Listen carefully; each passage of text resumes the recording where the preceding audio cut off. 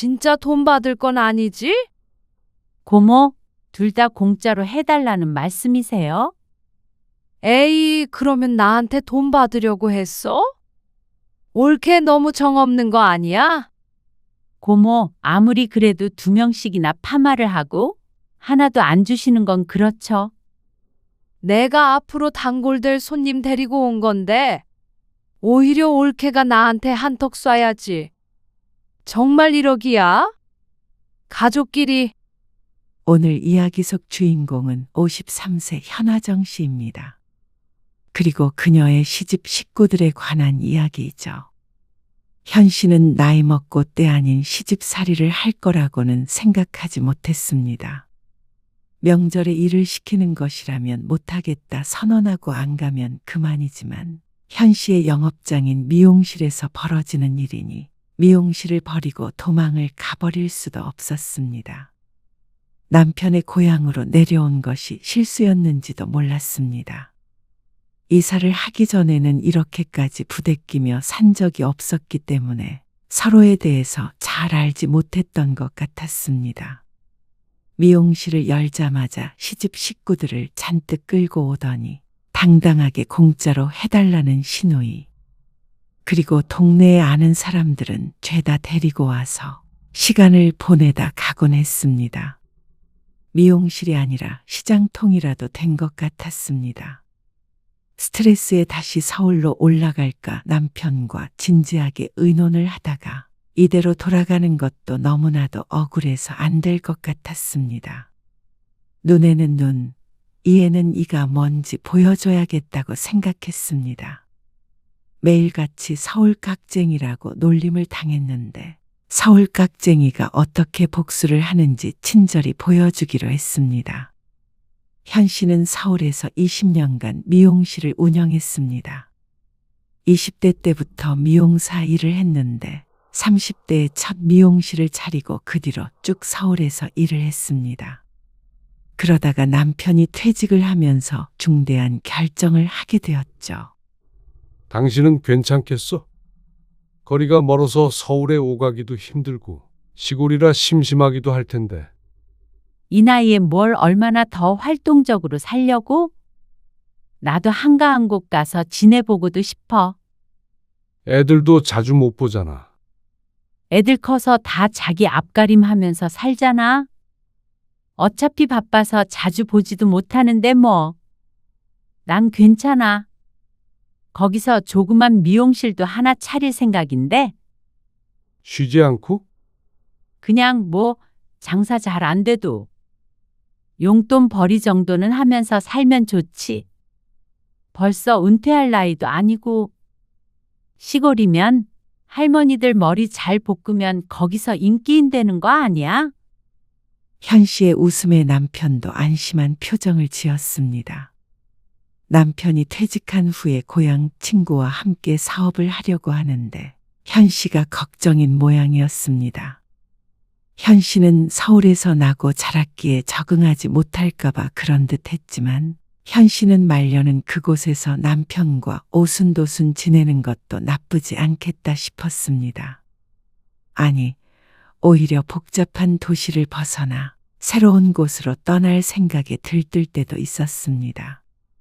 그리고 서울에서도 손재주가 좋아 미용실에 단골이 많았는데 내려가서도 10년은 더 일할 수 있지 않을까 싶었습니다. 그렇게 현 씨 부부는 서울 생활을 정리하고 남편의 고향으로 내려왔습니다.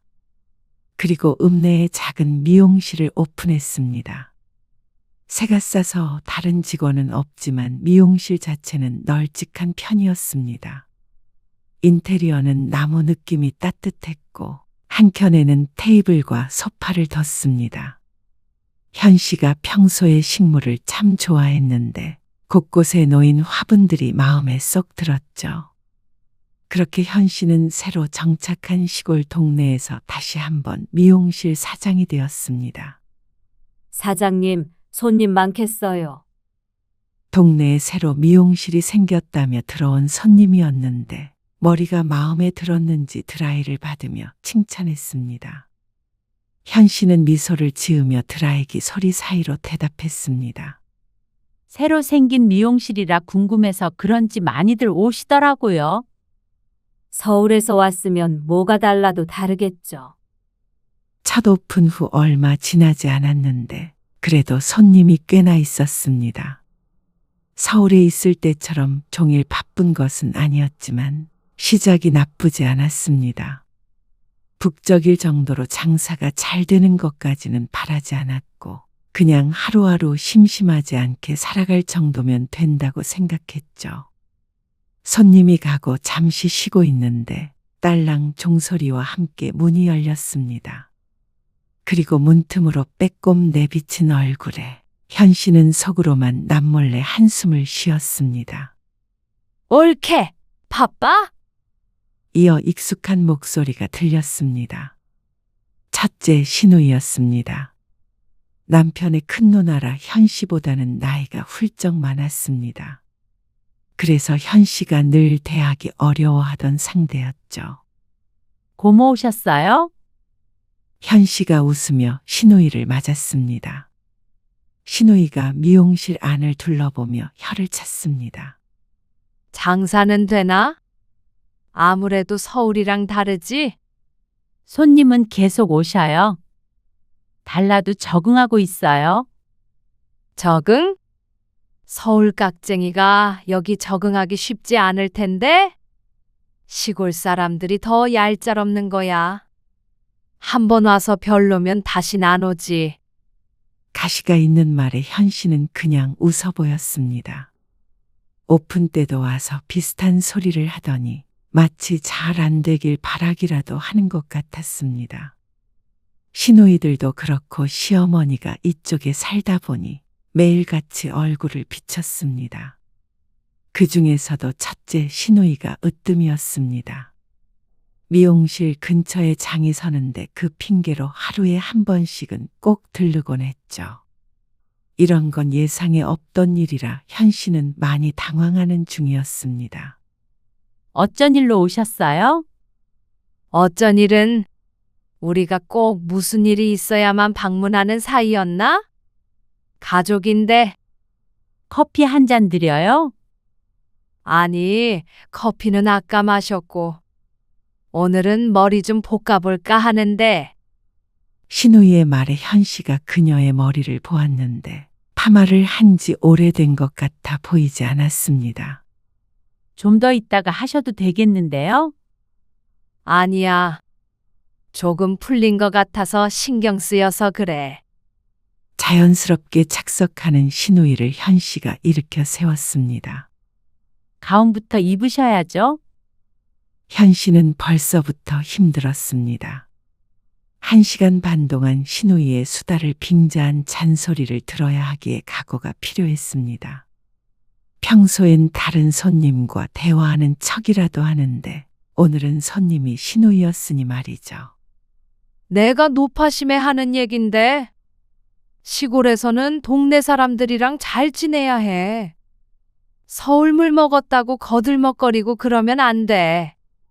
알지? 그럼요. 그리고 우리 엄마도 자주 찾아뵙고 해. 노인네가 아들 며느리만 찾는데 몇 번 가지도 않았다며? 지난주에도 다녀왔어요. 가까이 사는데 퇴근길에 한 번씩 들르면 좀 좋아?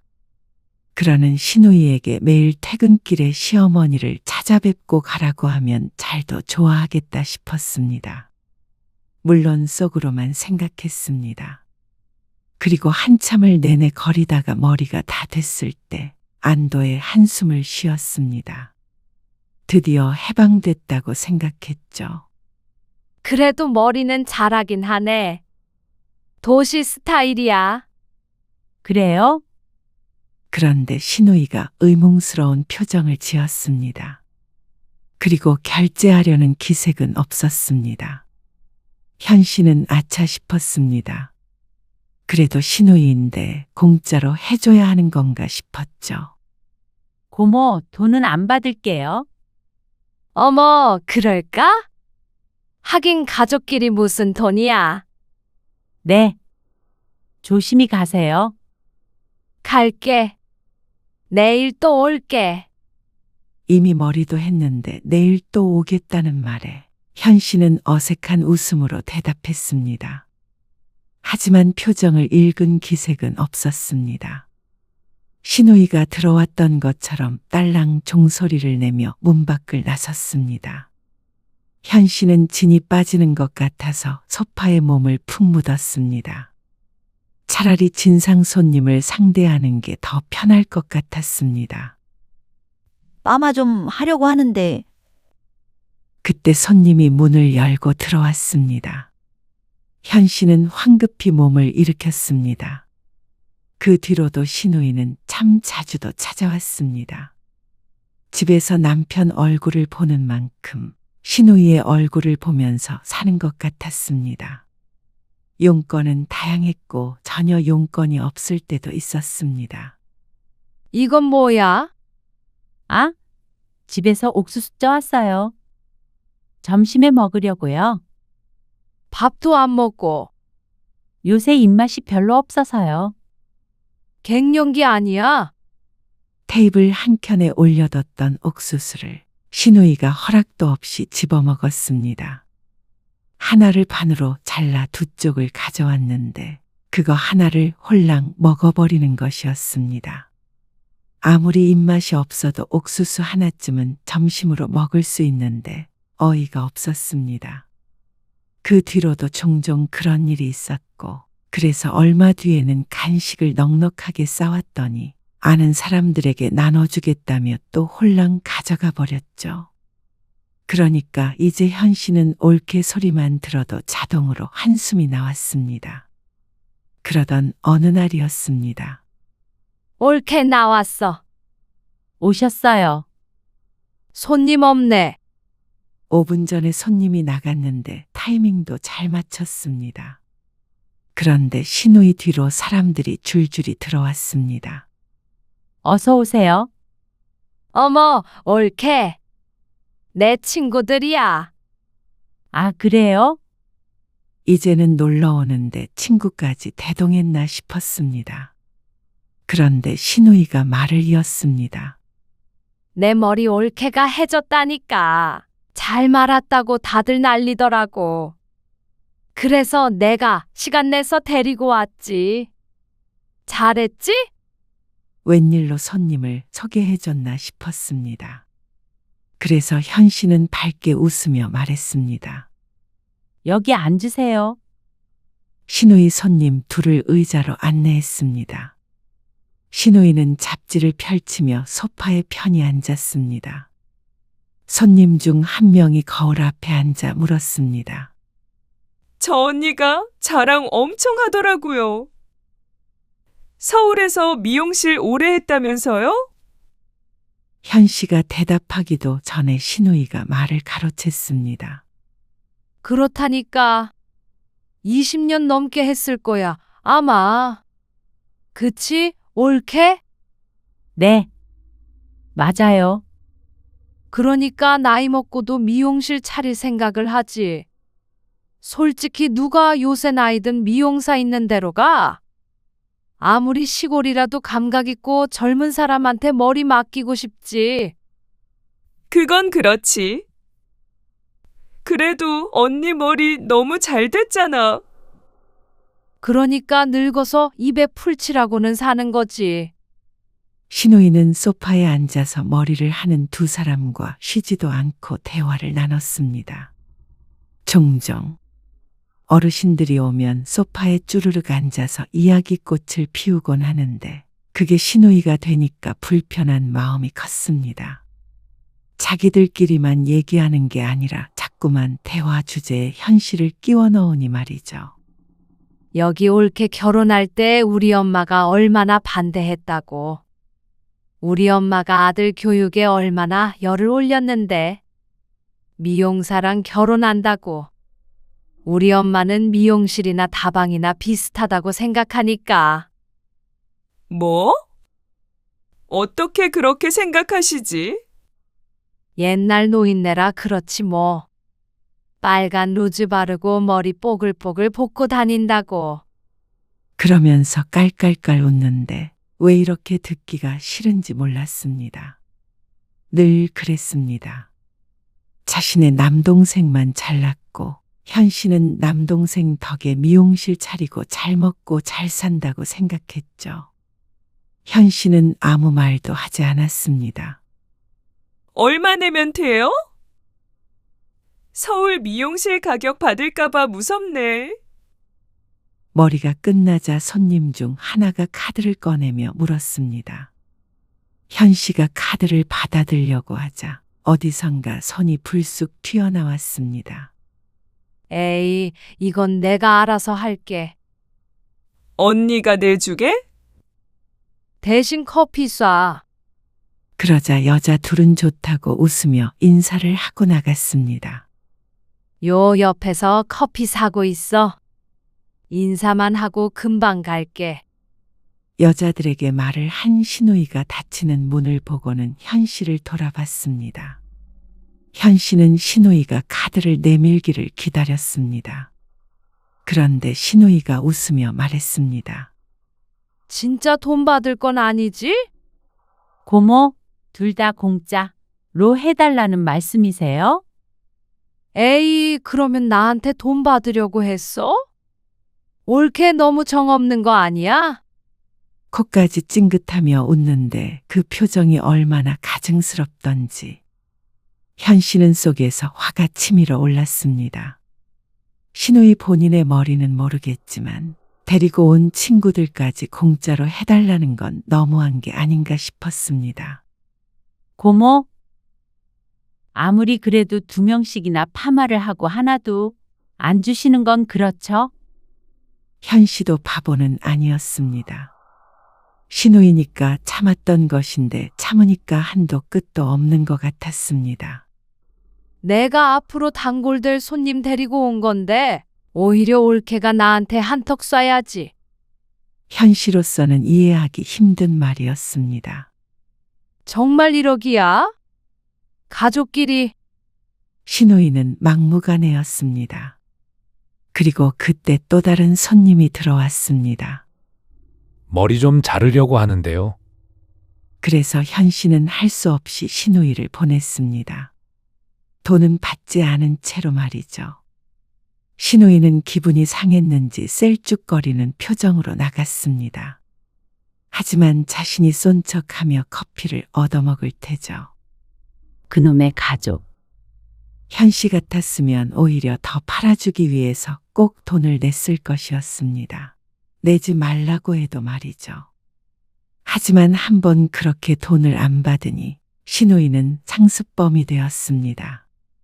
겉으로는 서울에서 미용실 하던 올케를 지켜세우는 척했지만 지인들에게 잘 보이기 위함인지 뭔지 현 씨를 이용하는 것 같았습니다.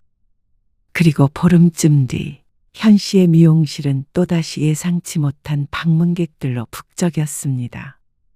이번에는 둘째 신우이와 시어머니까지 모시고 왔습니다.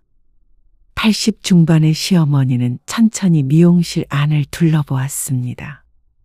어머님, 머리 하시게요?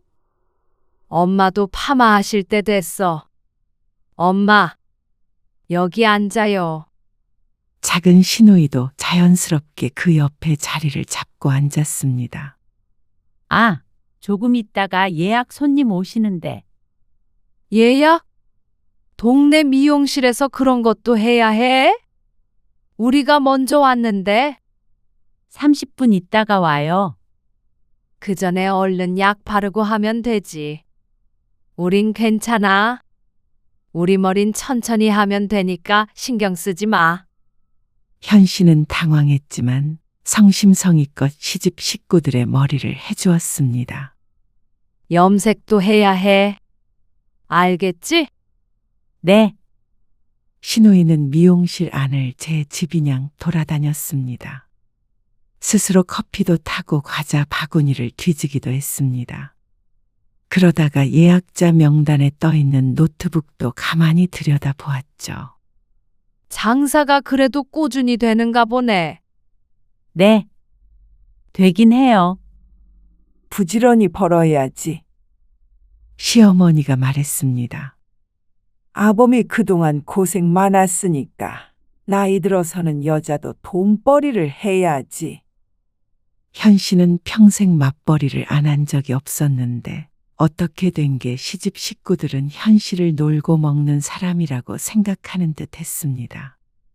팔은 안으로 굽는데 당연하다지만 참 징하다 싶었습니다. 남편한테 잘해라. 네, 어머님. 그래도 시어머니는 나이 든 분이라 그럴 수 있다고 생각했습니다. 불러서 시집살이 안 시키는 게 어딘가 싶기도 했죠. 하지만 시누이는 정말 이해를 할 수 없는 사람이었습니다. 올케 교회 나오라니까 왜 안 나와? 일 때문에요. 주일엔 쉬고 우리 교회에 와. 일요일에도 손님이 있어서요. 현 씨는 일요일에는 일찍 문 닫고 월요일에 쉬었는데 그 때문에 가고 싶어도 가지 못했습니다. 물론 그렇다고 무교인 현 씨가 교회에 가고 싶다는 말은 아니었습니다. 미용실 핑계대기가 딱 좋아서 늘 하는 말이었습니다. 교회 다녀야 돈도 들어온다? 꼭 믿음 때문만 그런 게 아니라 교인들이 얼마나 많은데. 우리 식당에도 교인들이 많이 와. 현 씨는 대답을 얼버무리며 웃어 보였습니다. 그러자 시누이가 혀를 차기는 하지만 더는 강요하지 않았습니다. 당장에 옆에 있는 시어머니나 작은 시누이조차 교회에 안 다니니 아이러니했죠. 그때 손님이 들어왔습니다. 그래서 더 이상 대꾸하지 않아도 돼서 다행이었습니다. 둘의 머리를 말고 소파로 보냈습니다. 그리고 예약 손님의 머리를 자르고 있는데 둘째 시누이가 말했습니다. 그나저나 출출하지 않어? 순대 좀 사올까? 잠깐만 기다려봐. 시누이는 벌떡 일어나더니 가게 밖으로 나갔습니다. 그러다 10분쯤 뒤에 무언가 잔뜩 가지고 돌아왔습니다. 들어오자마자 음식 냄새가 확 풍겼습니다. 떡볶이도 팔길래 좀 사왔는데. 엄마, 이것 좀 잡숴봐요. 떡볶이 안 먹어. 순대 잡숴요. 부드러워. 머리에 비닐을 쓰고 잠시 기다리고 있는 틈을 타서 셋은 소파에 앉아 음식을 먹었습니다. 말릴 새도 없었습니다. 아주 당연하다는 듯이 그러는 게 어이가 없었습니다. 적어도 물어는 봐야 하는 거 아닌가 싶었죠. 현 씨가 손님의 눈치를 보며 말했습니다. 지금 손님 계시니까 조금 이따 드시면 안 될까요? 냄새가 너무 나는데. 조금 있다 먹으면 다 불지. 그리고 올케가 몰라서 하는 소린데. 시골에선 다 이렇게 해. 미용실에서 밥도 먹고 짜장면도 먹고 하지. 서울선 안 그러나 보지? 아가씨도 와서 떡볶이 좀 먹든가. 아니에요. 올케는 이렇게 보면 참 장사할 줄 모르는 것 같아. 유도리가 없잖아. 유도리가. 도대체 음식 냄새 풍기는 것과 장사가 무슨 상관인가 싶었습니다. 현 씨의 손님들도 종종 먹을 걸 싸오긴 하지만 이렇게 본격적으로 식사를 하는 사람은 없었습니다. 그리고 손님이 그런다면 현 씨도 참겠지만 가족이라면 더욱더 사업장에 와서 이러면 안 되는 거 아닌가 싶었습니다. 하지만 가족이라는 사람들이 더했습니다. 민폐라고는 전혀 생각하지 않는 듯 했습니다. 오히려 이런 말을 했습니다. 올케도 여기서 도시락도 먹고 하더만. 감자 같은 것도 싸오고. 아니면 시집이라 눈치 주는 건가? 기가 막혀서 뭐라고 대답해야 할지도 몰랐습니다. 정말로 다른 미용실들은 전부 이런가 싶었습니다. 하지만 알 길이 없었죠. 하필이면 손님도 젊은 아가씨라 종종 인상을 찌푸리기도 했습니다. 현 씨가 한 번 더 얘기하자 시누이는 현 씨를 보며 더럽게 정이 없는 서울 깍쟁이라며 금방 먹고 치우겠다고 했습니다. 올케 때문에 순대 먹고 체할 뻔했네. 시어머니도 둘째 시누이도 똑같았습니다. 손님이 없는데 못 먹게 했다면 그건 현 씨가 예민하다고 할 수도 있겠지만 여긴 엄연한 영업장이었습니다. 그러니 화가 날 수밖에요. 현 씨는 시누이의 행동을 그간 남편에게 한 번도 말한 적이 없었는데 그날은 참지 못했습니다. 뭐? 누나가? 매일 오는 것까지는 내가 뭐라고 할 수가 없는데 그래도 정도가 지나친 것 같아서 그래. 아이고, 남편은 머리를 짚었습니다. 그러고선 자기가 누나와 얘기를 해보겠다고 했습니다. 그러니까 정말 며칠간은 잠잠했습니다. 남편이 잘 설득했다길래 정말로 그런 줄 알고 있었습니다. 그런데 그게 아니었죠. 올케 사람 그렇게 안 봤는데 좀 그렇더라. 며칠 만에 시누이가 찾아와서 팔짱을 끼고 말했습니다. 아니 별것도 아닌 거 가지고 쪼르르 쫓아가서 일러 바치기나 하고 말이야. 남편 이야기를 하는 듯 했습니다. 내가 손님도 많이 데리고 오고 그랬는데 이러면 안 되지. 나는 나름 올케랑 잘 지내고 싶어서 그런 건데 내가 이러는 게 불편해? 아니요, 제가 아니라 손님들이 불편해 하니까요. 그 아가씨는 가만히 있던데 올케가 지금 시집 식구라고 눈치 주려는 모양인데 그래도 가까이 살면서 그러는 거 아니야. 그리고 그러면 우리 가족이랑 성국이만 사이 안 좋아지는 거야. 부하가 치밀어 올랐습니다. 하지만 남편의 누나라 차마 대들지도 못하고 속으로만 사겼습니다. 가족끼리 잘 지내보자고. 나도 그렇게 뒤끝 있고 그런 사람이 아니라 성국이한테 일러 바쳤다고 앞으로 미워하고 그런 거 안 해. 그러더니 자기 할 말만 하고 가버렸습니다. 세상에 자신처럼 쿨한 사람은 없다는 듯한 말에 기가 차서 큰 소리로 헛웃음을 쳤습니다.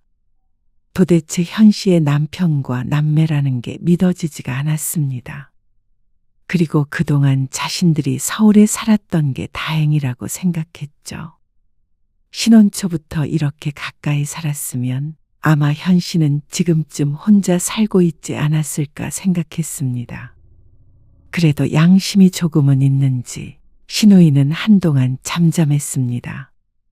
그렇다고 안 찾아오는 것은 아니었고 현 씨의 눈치를 조금 보긴 했습니다.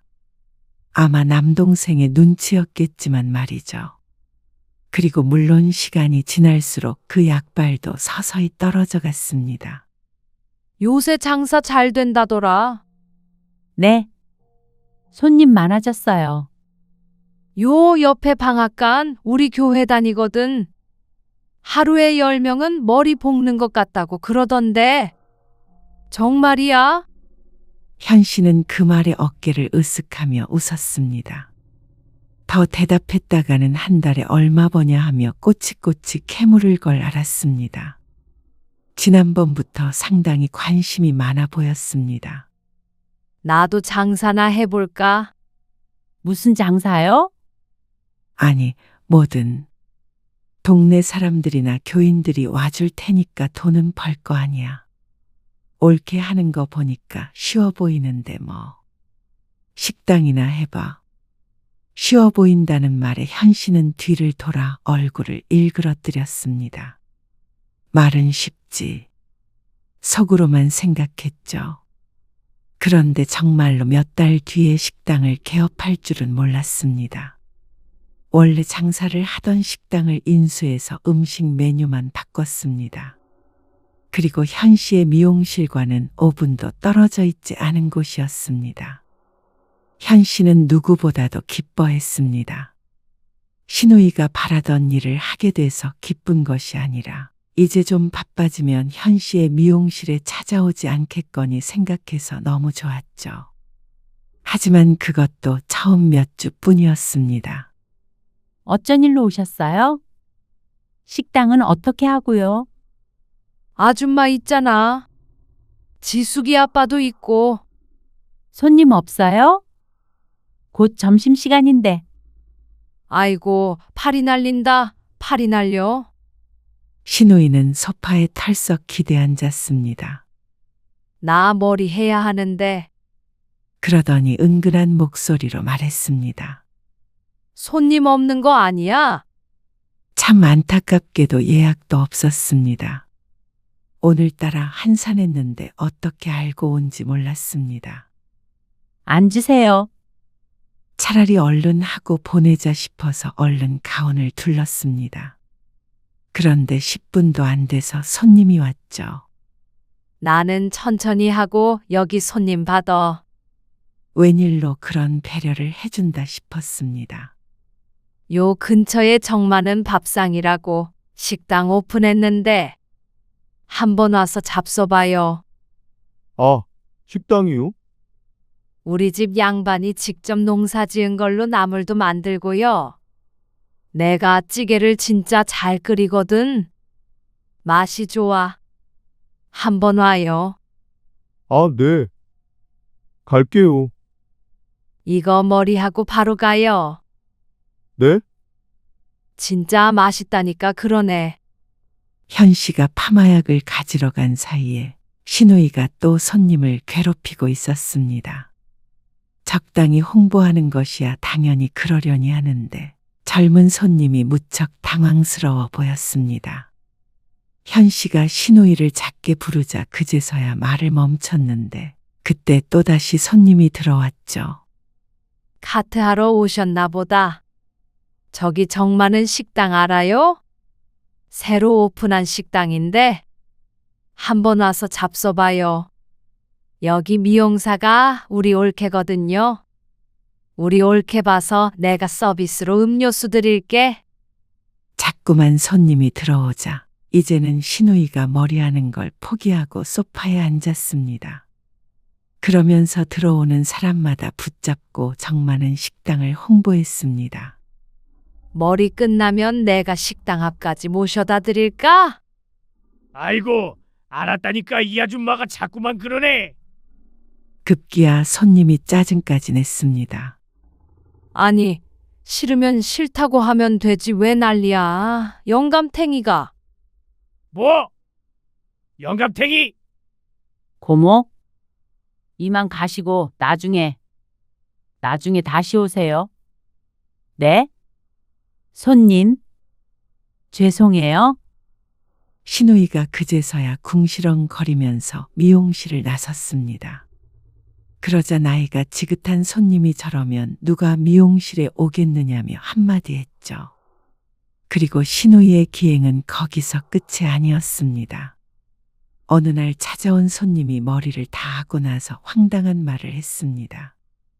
여기 30% 할인되죠? 네? 할인이요? 아, 오픈 이벤트는 끝난 지 오래됐는데. 그리고 그때도 20%였고요. 현 씨가 웃으면서 대꾸했는데 오히려 손님이 더 황당하다는 반응을 보였습니다. 정 많은 식당 다녀왔어요. 여기 영수증? 그러면서 신우이의 식당에서 밥 먹은 영수증을 보여줬습니다. 12,000원을 결제했다고 찍혀 있었습니다. 도저히 영문을 몰라 눈만 크게 뜨고 있는데 손님이 답답하다는 듯이 말했습니다.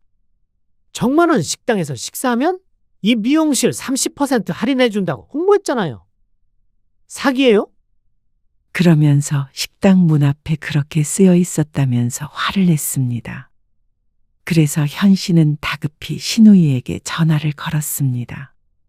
자초지종을 묻자 신우이가 하는 말이 참 어이가 없었습니다. 이렇게 상부상조하고 좋지 뭐. 올케한테 손님 갔나 보구나? 그러면 할인한 부분은 고모가 주시는 거죠? 어? 아니지. 대신 올케도 미용실에서 머리하면 우리 식당에서 10% 할인해준다고 적어. 왜 미용실은 30%이고 식당은 10%인지 그것도 황당했지만 처음부터 끝까지 도무지 말이 안 됐습니다. 손님이 머리를 한 금액은 파마와 염색을 모두 다 합쳐서 7만 5천 원이었는데 30%면 2만 원 넘게 할인을 해줘야 하는 것이었습니다. 어떻게 식당에서 밥 한 끼 먹었다고 미용실에서 30% 세일을 해주라는 말인지. 안 그래도 주변 미용실에 맞춰서 금액을 받고 있었는데 이러면 장사를 하는 의미가 없었습니다. 아니, 상의도 없이 이렇게 하시면 어떻게 해요? 저는 2만 2천 원이나 깎아드려야 하는데 이러면 저 장사 어떻게 하라는 거예요? 어차피 파마야 그거 원가 얼마 하지도 않잖아. 30% 할인해도 이득일 텐데 뭘 그래? 손님이 많은 게 장땡이지. 참 뻔뻔했습니다. 그게 도움이 됐다면 진작에 30% 할인을 했겠죠. 아니요. 그렇게 하지 마세요. 여기 오신 손님은 제가 할인해 드릴 건데요. 적어놨다는 거 당장 떼주세요. 아니, 가족끼리 이럴 거야. 서로 돕고 살아야지. 이게 돕는 건가요? 정말 왜 이러시는 거예요? 아니, 옳게 웃긴다. 돈 좀 번다고 사람을 우습게 보는 거야, 뭐야? 내가 설마 가족한테 해될 일 할까봐 그래? 나도 다 생각이 있어서 그렇게 한 거야. 일단 전화 끊을게요. 손님 앞에서 싸우고 있을 수 없어서 현 씨는 신우이의 대답을 듣지도 않고 끊어버렸습니다. 그러자 다시 벨소리가 울렸는데 소리를 꺼버리고 결제를 했습니다. 뭔가 착오가 있었나 봐요. 할인 적용해서 계산해 드릴게요. 손님은 불쾌한 듯 했지만 결국 할인을 받아서 군말 없이 돌아갔습니다. 그런데 손님이 나가자마자 또 다른 손님이 와서 영수증을 내밀었습니다. 이번에는 2만 4천 원이 찍힌 영수증을 들고 와서 클리닉이며 뭐며 머리에 할 수 있는 건 다 할 것처럼 말했습니다. 이미 먹고 왔는데 안 된다고 할 수가 없어서 울며 겨자 먹기로 해줬습니다. 현 씨는 바로 식당으로 달려갔는데 정말로 미용실을 30% 할인해 주겠다는 문구가 버젓이 적혀 있었습니다. 통화를 한 뒤에도 그대로 있었죠. 현 씨는 화가 나 부들부들 떨렸습니다. 바로 남편에게 전화를 걸었습니다. 혼자서 들어갔다가는 또 버릇이 있네 없네 하며 욕을 먹을 것 같았습니다. 남편은 근처에 있었다며 10분 만에 식당 앞으로 왔습니다. 그리고 현 씨에게 자초지종을 듣고는 크게 놀랐습니다. 그러더니 씩씩거리면서 식당 문을 열고 들어갔습니다. 내가 안 그래도 쫓아가려고 했어. 그런데 신우이가 더 화가 나서 따졌습니다. 적반하장도 유분수라는 말이 떠올랐습니다. 식당이 잘 되면 내가 그러겠어? 오죽했으면 그래. 그러면 가족이 돼가지고 그거 좀 해주면 안 되는 거야? 어? 이게 말이 돼? 먼저 물어는 봤어야지. 아니, 물어봤어도 이건 말이 안 되는 거잖아. 야, 너 장가 가더니 많이 변했다. 서울 깍쟁이 만나더니 너도 깍쟁이 다 됐네? 이렇게 정이 없어. 정 타령하지 말고 제발 사람이 상식적으로 행동하란 말이야. 뭐? 상식? 너 좀 배웠다고 누나 무시해? 엄마 곧 오실 텐데 누가 맞는지 한번 따져볼까?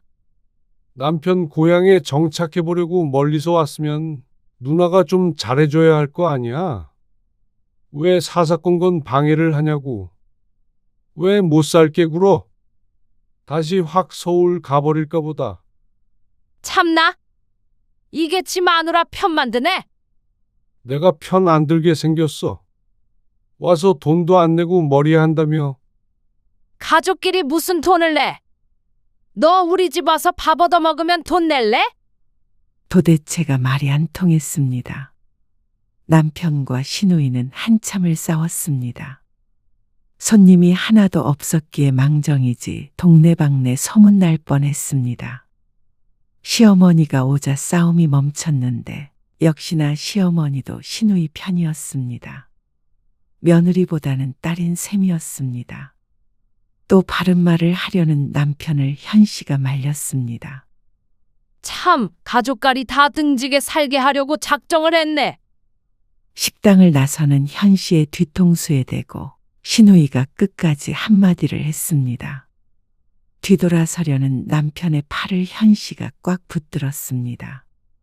그날 미용실로 돌아온 현씨는 할인을 해달라는 손님을 2명 더 받았습니다. 남편이 종이를 떼고 왔는데 먼저 먹고 나왔던 손님인 모양이었죠. 그러고 저녁 늦게 집으로 돌아가자 남편이 말했습니다. 서울로 돌아가자. 당신 사업은 서울이라고 사업 못하나. 이렇게 어떻게 지내? 하지만 현씨는 선뜻 그러자고 하질 못했습니다.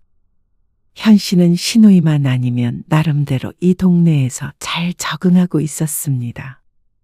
단골 손님도 생겼고 마을도 마음에 들었습니다.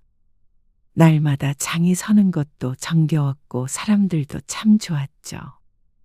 시누이만 없다면 이라는 전제가 붙어야 하긴 하지만 그래도 서울로 다시 돌아갈 마음은 잘 들지 않았습니다. 내가 고모랑 잘 얘기해 볼 테니까 기다려봐. 당신도 봤잖아. 말이 통해야 얘기를 나누지. 나도 생각이 있으니까. 현씨는 식당에서 남편과 시누이가 싸우는 소리를 듣고 생각을 달리 하기로 했습니다.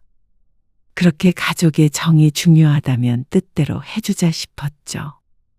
남편은 미심쩍은 듯한 표정을 지었습니다. 그리고 그 뒷날 현씨는 미용실을 하루 문 닫았습니다. 월요일이 아닌 날에 문을 닫는 것은 처음이었습니다. 현씨는 이곳에 내려와서 알게 된 동네 사람들 몇몇에게 연락을 했습니다. 제가 식사 대접하려고 그래요. 그러자 모두들 좋아했습니다. 그렇게 5명을 데리고 식당에 갔습니다. 그러자 시누이가 얼떨떨한 표정을 지었습니다. 어제 그렇게 헤어졌는데 잘도 찾아왔다는 얼굴이었습니다. 고모, 저 아는 분들이 이 식당에 한 번도 안 와보셨다고 해서요. 모시고 왔어요. 아이고, 그래? 어서 앉으세요. 여기 밥 맛있어요. 그러자 시누이가 웃으며 지인들에게 인사를 했습니다. 6이서 2 테이블에 앉자 시누이가 싱글벙글이었습니다. 장자가 잘 안 된다고 하니 반가운 모양이었죠. 현씨는 각자 1명씩 메뉴를 시킨 뒤에 추가적으로 메인 요리도 2개나 더 시켰습니다. 지인이 다 못 먹을 것 같다고 했지만 현씨는 포장하면 된다고 웃으며 대꾸했습니다. 음료수 서비스로 드릴게. 주변에 홍보 좀 많이 해줘요. 시누이는 신이 나 보였습니다. 그리고 식사가 끝나자 다들 배가 터질 것 같다며 일어났죠. 먼저 나가 계세요. 저는 잠깐 대화 좀 하고 금방 나갈게요. 현씨는 지인들을 먼저 식당에서 내보냈습니다. 그러고는 기대 가득한 얼굴로 계산대에 서 있는 시누이를 쳐다봤습니다. 14만 8천 원 나왔네. 그나저나 올케가 어떻게 이렇게 기특한 생각을 다 했어? 그렇죠? 저도 어제 고모 말 듣고 생각 많이 했어요. 그래서 역시 가족의 정이 중요하구나 싶었어요. 어이구, 그래? 거봐. 내가 괜한 소리 하는 게 아니라니까 그러네. 그래서 앞으로도 고모 식당에 많이 신경을 쓰려고요. 그래. 14만 8천 원. 카드 줘. 현금이면 더 좋고. 시누이는 한박 웃음을 지으며 말했습니다. 그리고 현씨는 더 밝게 웃으며 대답했죠. 어머, 설마 가족한테 돈 받으시려는 건 아니죠? 뭐? 서로 상부상조 하자고 하셨잖아요. 저도 앞으로 단골이 될지 모르는 손님들을 5이나 데리고 왔는데 돈 달라고 하면 저 섭해요. 현 씨는 일부러 더 밝게 이야기했습니다. 어느새 신우이의 얼굴에선 미소가 사라지고 없었습니다. 아니, 이게 지금 무슨 말이야? 14만 8천 원 어치를 먹어놓고는 계산을 안 하겠다고? 금액이 중요한가요? 가족 간에 정이 있는데. 그리고 머리 공짜로 해드린 거 지인분들까지 다 합치면 14만 원 정도는 돈도 아니죠. 안 그래요? 싱긋 웃으며 하는 말에 신우이는 말을 잃었습니다. 맛있게 잘 먹었어요. 이번 주나 다음 주쯤에 또 손님 모시고 올게요. 뭐야? 또 이렇게 공짜로 먹겠다고? 이게 말이 돼? 늘 남편과 현 씨가 신우이에게 했던 말이었습니다. 입장이 바뀌니까 생각도 달라지는 모양이었습니다. 아, 맞다, 고모. 제가 소개도 했으니까 한턱 쏘는 거 아시죠? 그러면서 현 씨가 식당 밖을 나설 때까지도 신우이는 허공에 삿대질만 하고 있었습니다. 입만 뻥긋거리며 말이죠. 나왔는데 어찌나 웃음이 나오던지. 신우이도 혹시 이 맛에 그랬던 것 아닐까 하는 생각도 들었습니다. 그리고 그날 저녁 신우이가 남편에게 전화해서 따지는 모양이었습니다. 누나 가족 좋아하잖아. 집사람이 누나랑 잘 지내보고 싶어서 노력하는데 예쁘게 봐줘야지. 왜 뭐라고 하는 거야? 이해가 안 되네. 가족끼리 돈 받고 그럴 거야? 남편도 신우이와 몇 번 말을 주고받더니 전화를 끊고 웃었습니다. 그러면서 어떻게 그런 생각을 했냐며 좋아했죠. 몇 번 더 가야 해? 누나가 복수한다고 손님 데리고 오면 어쩌려고. 당분간은 예약 손님만 받을 건데? 잘 생각했다. 그리고 현 씨는 정말로 2번 더 비슷한 일을 했습니다. 3번째 갔을 때는 안 받아주려고 하길래 돈을 내는 척을 하고 먹었죠. 그리고 신우이는 현 씨 부부의 예상대로 움직였습니다. 아니, 왜? 지금 손님 없잖아? 여기 이 언니 염색만 한다니까 그러네. 아, 이제 곧 예약 손님 오셔서요. 그럼 그거 끝나고 다시 올게.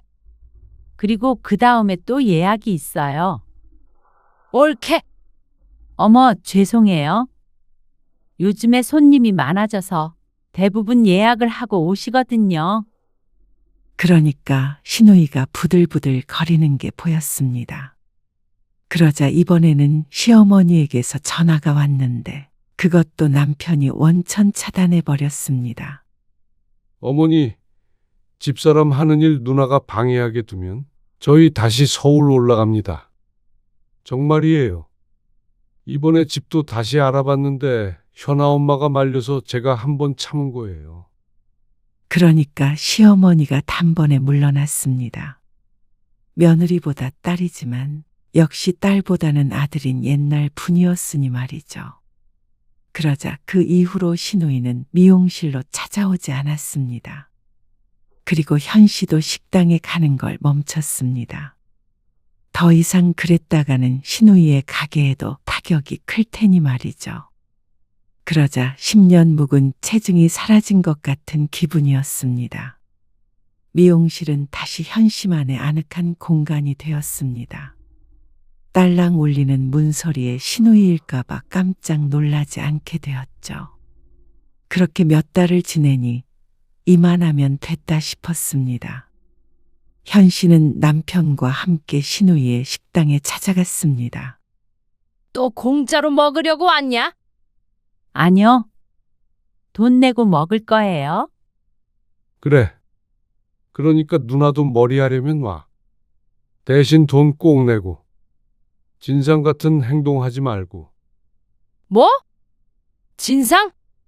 그래. 서로 존중하며 살자고. 신우이는 씩씩거리긴 했지만 현 씨 부부를 쫓아내지 않았습니다. 가족끼리 등지고 살고 싶은 마음은 없는 것 같았습니다.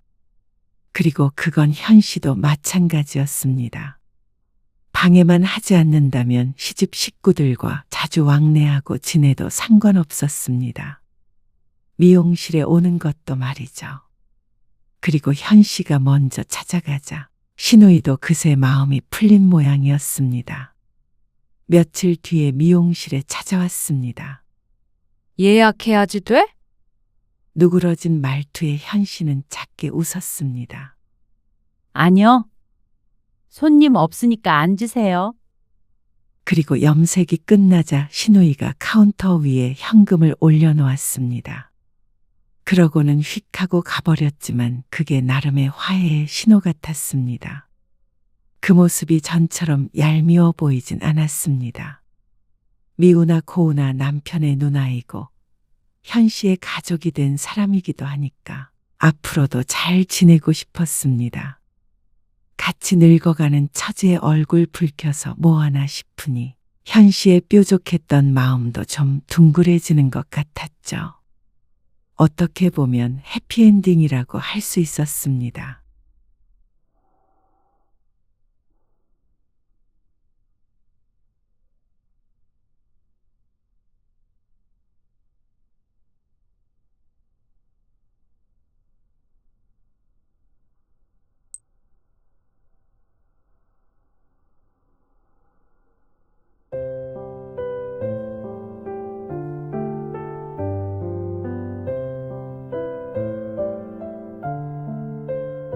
아버지, 이게 대체 무슨 일이에요?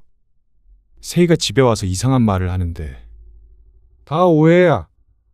왜 있지도 않은 일 가지고 사람을 모함해?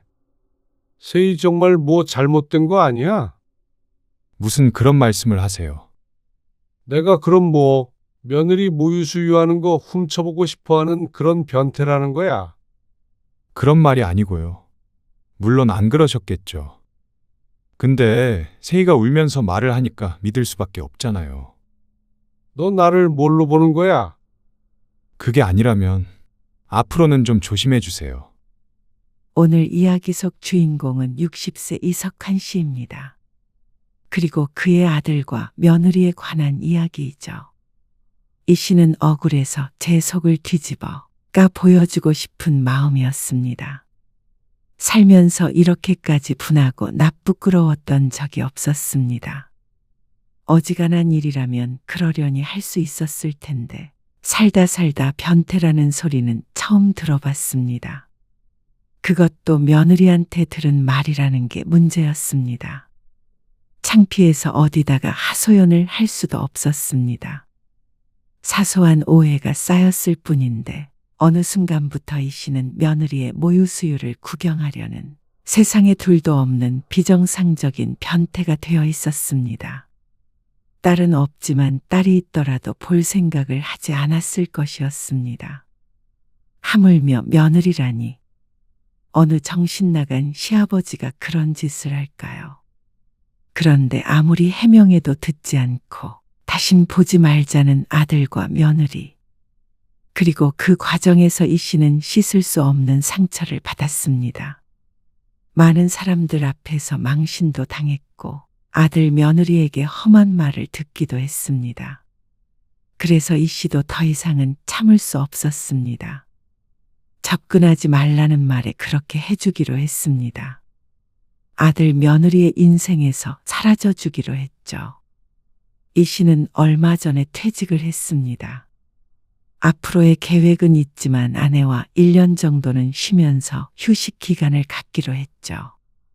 그래서 요즘에는 집에 있는 게 일상이었습니다. 아내와 맛있는 것도 해먹고 가끔은 근처로 훌쩍 떠나 바람을 쐬러 가기도 했고 회사에 다닐 때는 쉽게 누리지 못했던 일들을 하고 지냈습니다. 그러다가 아들네에게 아이가 생기면서 일상이 조금 달라지게 되었죠. 세희야, 그렇게 힘들면 우리 집으로 와. 애 좀 재우고 여기서 쉬던가. 아니면 나가서 차라도 한 잔 마시고 와. 며느리와 통화를 하던 아내가 말했습니다. 그래. 지금 바로 와. 내가 애기 봐줄 테니까. 아내는 생글생글 웃고는 전화를 끊었습니다. 세이 불편한데 자꾸만 부르는 거 아니야? 이 씨가 걱정이 돼서 물었더니 아내가 어깨를 으쓱하며 말했습니다. 내가 뭐 억지로 부르나. 전화해서 애 보기 힘들다고 누가 좀 도와줬으면 좋겠다고 그러는데 안 부르면 그게 나쁜 거지. 나도 힘든데 세이 생각해서 오라는 거지. 며느리는 몇 달 전에 출산해서 직장을 쉬고 집에서 아이를 돌보았습니다. 이 씨의 아들이 회사에 가면 혼자 집에서 아이와 씨름을 하는데 그게 힘든 모양이었습니다. 아내의 말이 틀리지 않은 것이 매번 며느리에게서 전화가 먼저 걸려왔죠. 전화를 끊고 얼마 안 돼서 며느리가 집으로 찾아왔습니다. 어머님, 아버님, 저 왔어요. 왔니? 애기 주고 작은 방에 들어가서 좀 쉬어.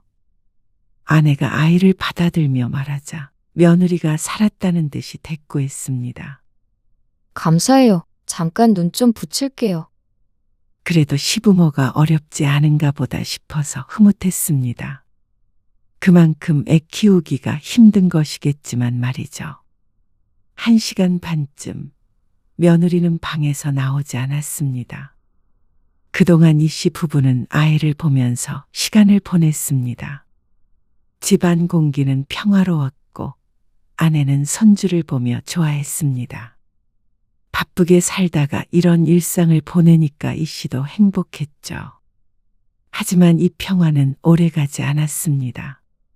어느 오후였습니다. 이 씨는 안방에서 낮잠을 자다가 목이 말라 일어났습니다.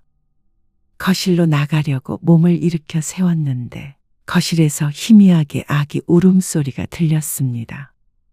며느리가 또 왔나 보다 생각하며 안방을 나왔습니다.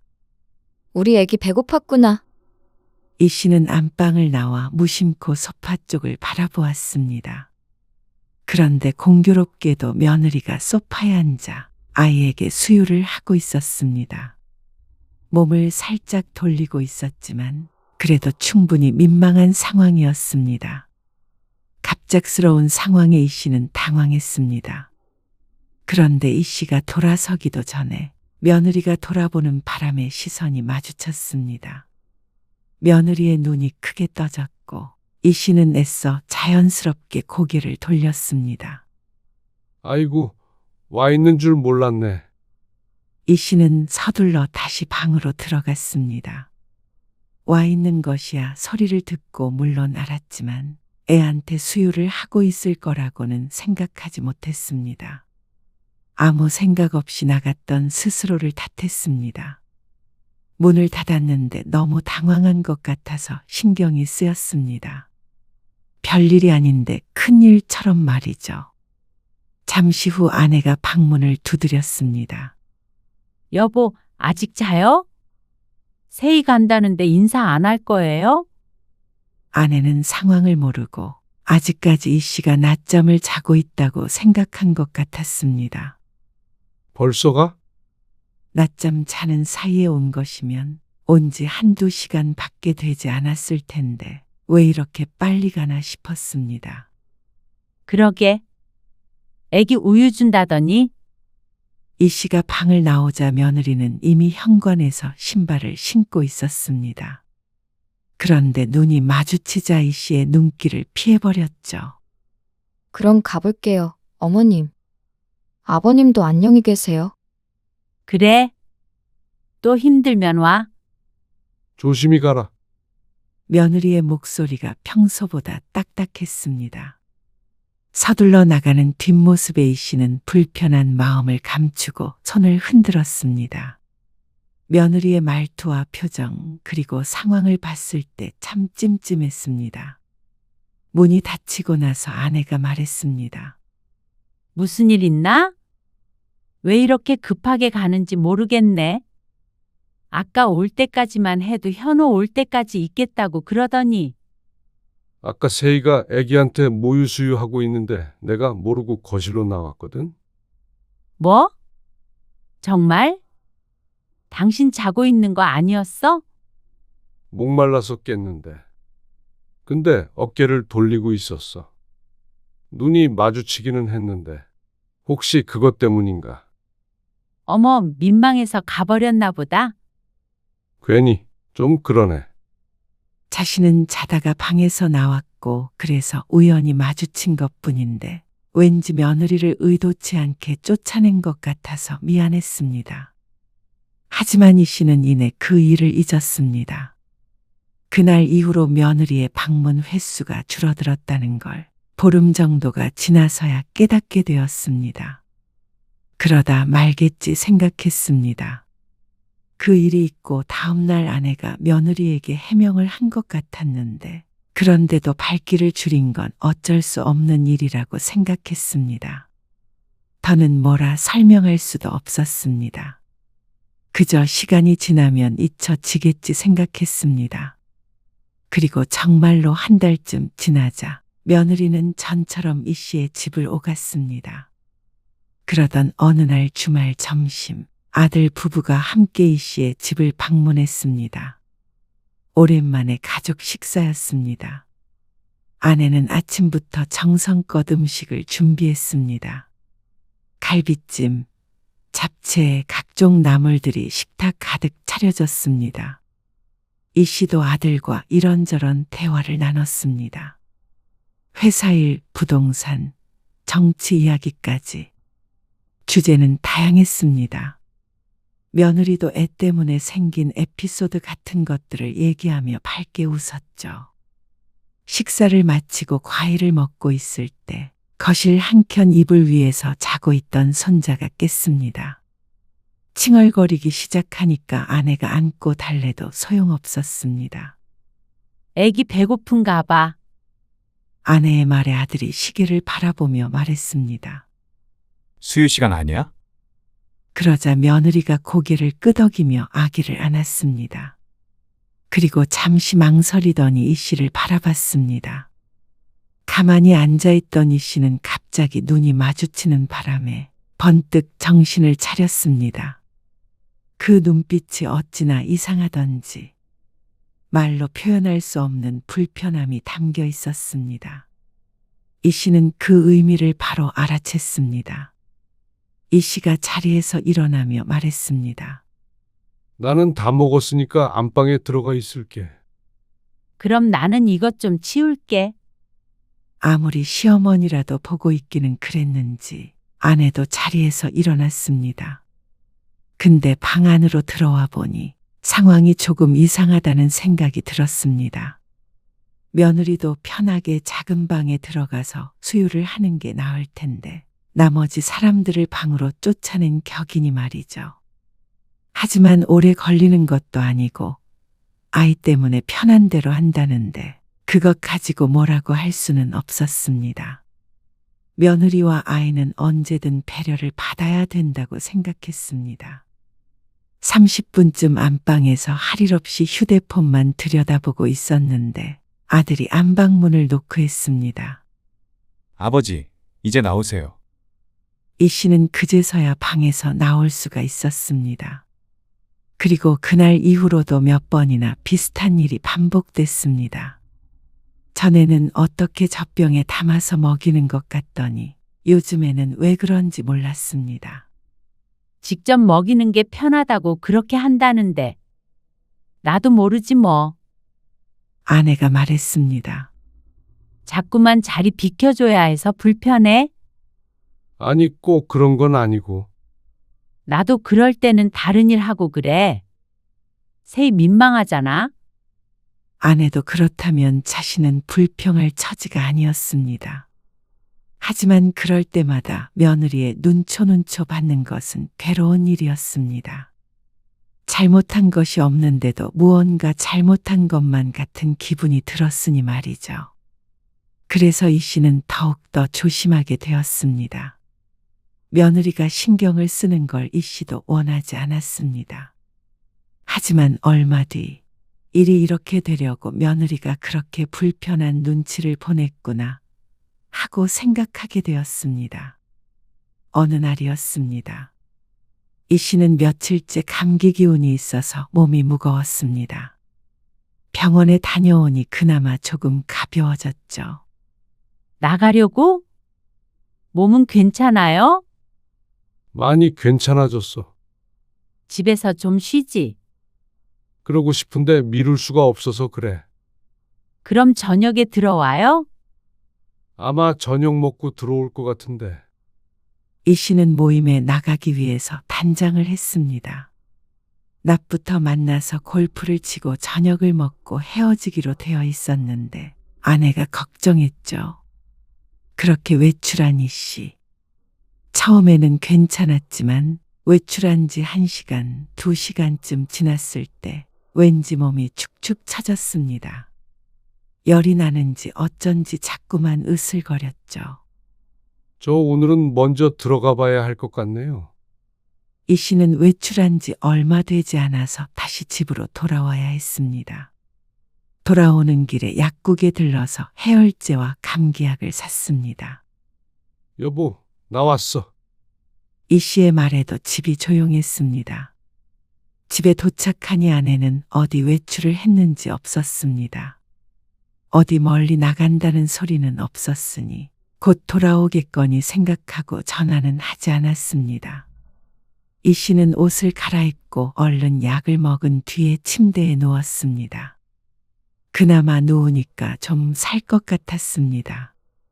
이 씨는 이불을 머리 끝까지 뒤집어 썼습니다. 열이 날 때는 시원하게 있어야 한다고 알고 있었지만 추워서 잠시만 그러고 있을 생각이었습니다. 하지만 이 씨는 이내 잠이 들었습니다. 밤에 잠을 설쳐서 그런지 생각보다 깊게 잠들었죠. 그러다가 어떤 소음에 이 씨는 정신이 조금씩 돌아왔습니다. 지금 시간이 몇 시고 자신이 어디에 있는지도 언뜻 떠올리지 못할 만큼 잠에 취해 있었습니다. 생각 같아서는 30분 정도 더 자다 일어나고 싶었습니다. 그런데 소음도 신경이 쓰였고 무엇보다 열이 내렸는지 땀이 나서 더는 잘 수가 없을 것 같았습니다. 이 씨는 덮고 있던 이불을 목 아래로 내렸습니다. 시원한 공기를 마시니 조금 나았습니다. 그렇게 숨을 고르고 있는데 침대 발치 쪽에서 누군가 앉아 있는 것이 보였습니다. 눈을 다 못 뜬 상태에서 이 씨는 그 실루엣을 멍하니 바라봤습니다. 아내인가? 언제 들어왔지? 이 씨는 눈에 초점을 맞추려 하며 생각했습니다. 그 순간 그 사람이 고개를 돌려 이 씨를 봤습니다. 그러고는 깍 하는 날카로운 비명이 방 안을 찢었습니다. 이 씨도 놀라서 반사적으로 소리쳤습니다. 정신이 멍한 와중에 이게 무슨 일인가 싶었습니다. 이러고 보니까 아내가 아니었습니다. 며느리였습니다. 그리고 며느리는 어쩐 일인지 안방 침대에 걸터 앉아서 아기에게 수유를 하고 있었죠. 아버님, 며느리의 비명 소리에 아이는 놀라서 울었고 이 씨도 혼비백산에서 이불을 걷고 앉았습니다. 그러자 며느리는 더 소리쳤습니다. 옷 좀 입으세요. 며느리가 얼른 옷을 추스리며 이 씨에게 고함을 쳤습니다.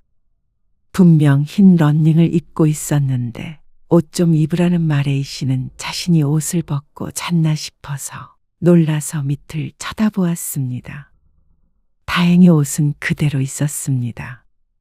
그런데 꼭 자신이 치안이 된 것 같은 기분이었습니다. 왜? 무슨 일이야? 그때 놀란 목소리를 하며 아내가 안방 문을 열고 들어왔습니다. 이 씨는 그때까지도 어리둥절했습니다. 자다가 이게 웬 날벼락인지 몰랐습니다. 어머, 당신 여기 있었어? 오늘 저녁 먹고 들어온다며? 아버님이 이불 속에 숨어 계셨어요. 뭐? 숨어 있다니? 자고 있었는데 무슨 소리야? 제가 들어왔을 땐 안 보였어요. 그건 내가 추워서 이불을 뒤집어 쓰고 있어서. 변명을 하는 자신이 점점 이상해지고 있는 기분이었습니다. 먼저 방에 와 있던 건 이 씨였고 이 방도 이 씨의 방이었는데 뭘 숨어서 봤다는 것인지 몰랐습니다. 무엇보다도 이 씨는 하늘의 맹세코 아무것도 보지 못했습니다. 아니, 혹여나 봤다고 하더라도 그걸 이 씨의 탓으로 돌릴 수는 없었습니다. 세희야, 왜 그래? 나도 네 시아버지가 여기 있는지 몰랐어. 내 잘못이야. 놀랐어?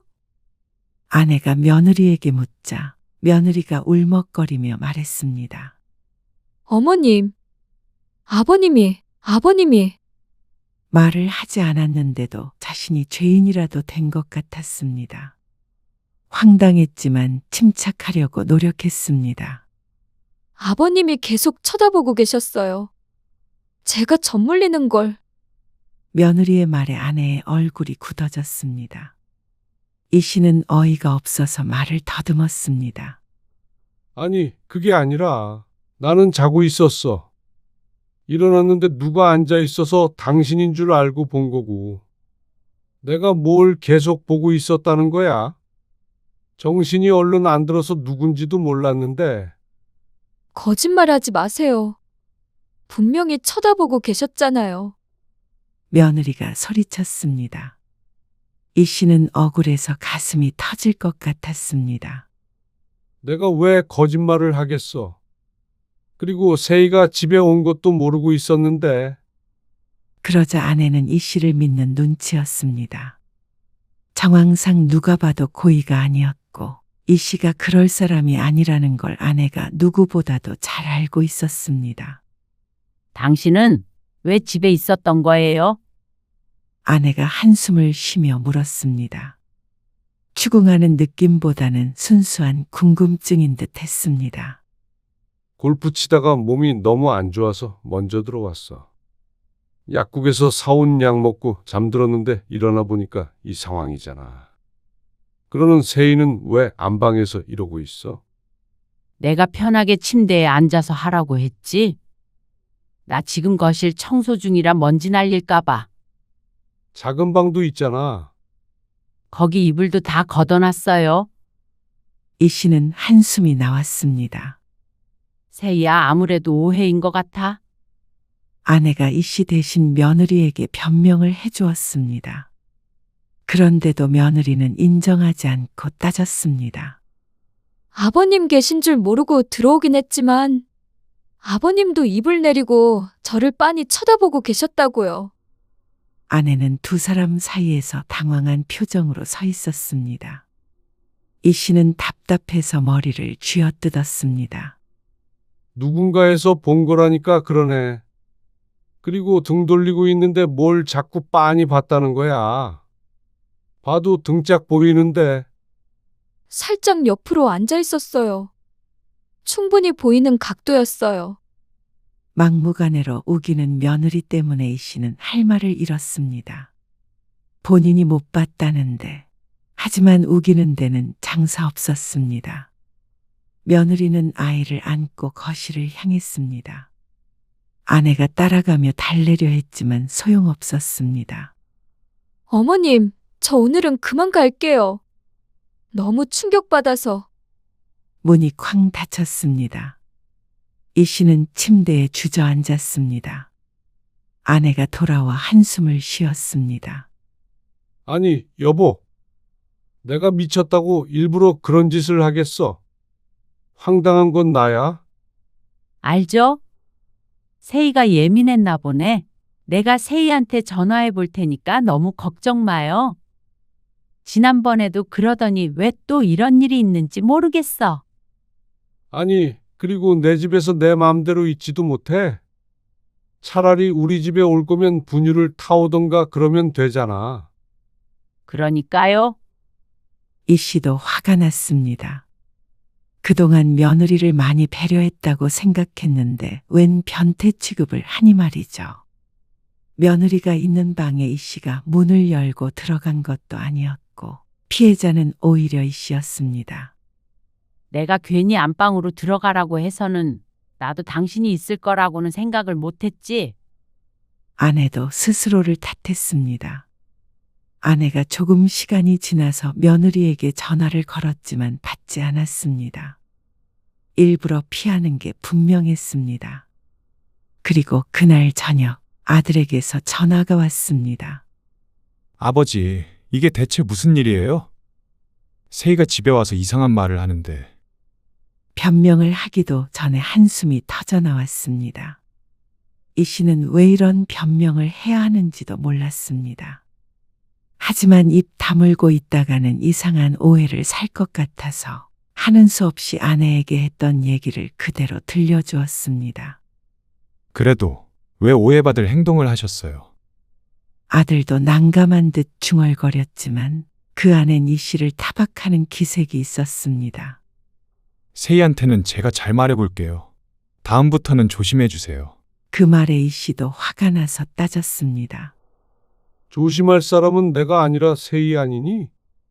그렇게 싫고 신경 쓰이면 분유를 먹이면 되잖냐? 갑자기 어떻게 모유를 끊어요? 그러면 끊은 뒤에 맡겨라. 이 씨도 그동안 며느리가 보내온 눈초리에 기분이 좋지 않았지만 이번 일만큼은 기분이 안 좋고 끝날 문제가 아니라고 생각했습니다. 며느리가 심각한 오해를 하고 있는데 또 똑같은 상황을 만들 수는 없었습니다. 애 혼자 돌보는 거 힘들어하는 거 아시잖아요. 그러면 어떻게 하라는 거야? 내 집에 있지도 말라는 거야. 그게 아니고 조금만 조심해 주셨으면 해서 말씀드리는 거죠. 이보다 더 어떻게 조심하라는 거야? 너 상황 설명을 제대로 듣기나 한 거야? 그러자 아들은 잠시 말이 없더니 대꾸했습니다. 세희가 그러던데요. 전에도 아버지가 자리를 안 비켜주려고 하셨다고. 이번에야말로 헛웃음이 나왔습니다. 내가 언제? 있지도 않을 일 가지고 사람을 모함해. 세희 정말 뭐 잘못된 거 아니야? 이 씨의 언사도 거칠어질 수밖에 없었습니다. 무슨 그런 말씀을 하세요? 내가 그럼 뭐 며느리 모유 수유하는 거 훔쳐보고 싶어하는 그런 변태라는 거야? 그런 말이 아니고요. 물론 안 그러셨겠죠. 알겠어요.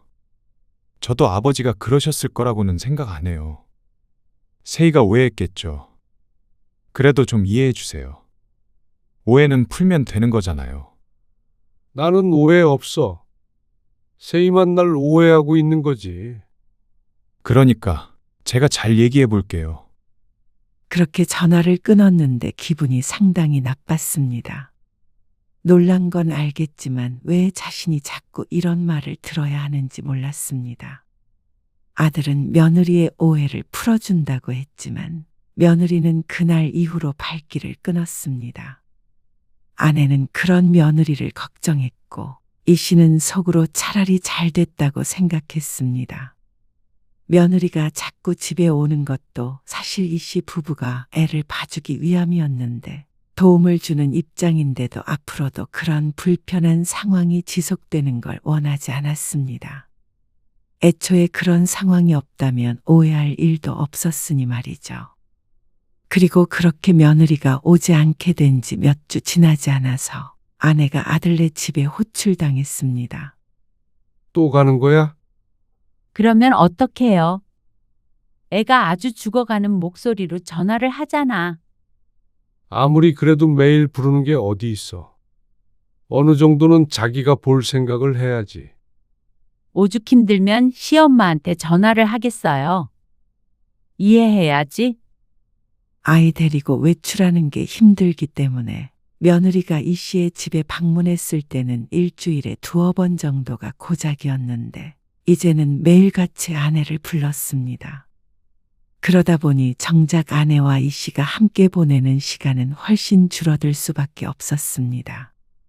그전에는 같이 맛집도 다니고 바람도 쐬러 가고 했지만 요새는 그런 일이 많이 없었죠. 아내는 매일 아들네 집에 갔지만 이 씨는 한 번도 가지 않았습니다. 그냥 며느리와 한 공간에 있는 걸 피하게 되었습니다. 그날 일은 이 씨에게도 끔찍한 기억으로 남아 있었습니다. 한동안은 밤잠도 설쳤고 아내가 혹여나 침대 발치에 앉아있기라도 하는 날엔 쏘스라쳐서 일어난 적도 있었습니다. 그런데 아들도 며느리도 누구도 이 씨에게 왜 안 오시냐는 말을 하지 않았습니다. 가끔 주말에 한 번씩 아들이 손자를 데리고 집에 올 때가 있었는데 그때나 손자를 잠깐 보곤 했습니다. 며느리는 여전히 마음에 앙금이 남아있는 것 같았습니다. 말은 오해를 풀었다고 하지만 그게 아님을 이 씨는 알 것 같았습니다. 그렇게 시간은 빠르게 흘렀습니다. 어느새 손주의 첫돌이 다가왔습니다. 너무 거창하게는 안 하기로 했어요. 요새는 또 안 그런다고 하더라고요. 그래? 그러면 가까운 친척들만 부르면 돼?